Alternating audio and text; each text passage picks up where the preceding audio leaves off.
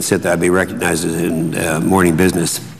Without objection. The senator from Illinois is talking about our friend, our beloved Ronald Reagan, and I thought I would make a couple of comments that might surprise a few people here. I was not from Oklahoma originally. I was actually born in Iowa.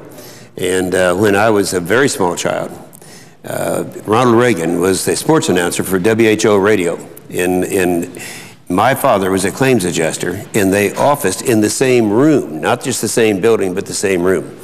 And they played the pinball machine together. And I can remember at that time, they never said Ronald Reagan, they said Dutch Reagan. That was his name. That was his name on as a sports announcer, too.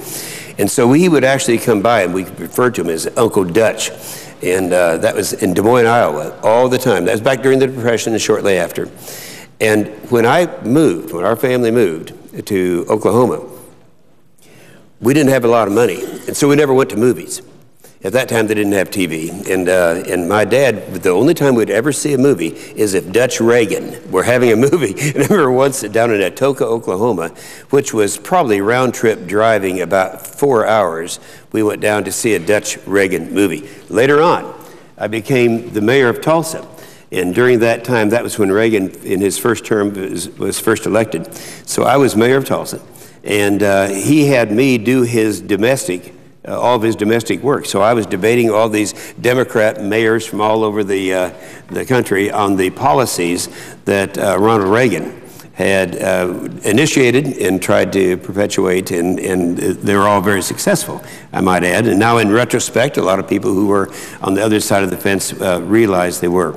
But saying this with a personal relationship, I look beyond what kind of everyone knows about Ronald Reagan, what his persona is, and can say that he was such a warm and personal person.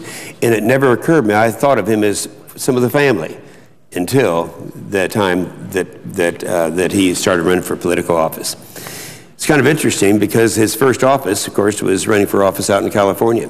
And at that time, we still didn't have a lot of money, but my father, I think that was the first race he ever got involved with financially. And Ronald Reagan never forgot it. I can remember when I came to Congress, he was in his second term, and he'd always comment. He'd say, well, there's young Congressman Inhofe, and his daddy was one of my first financial contributors.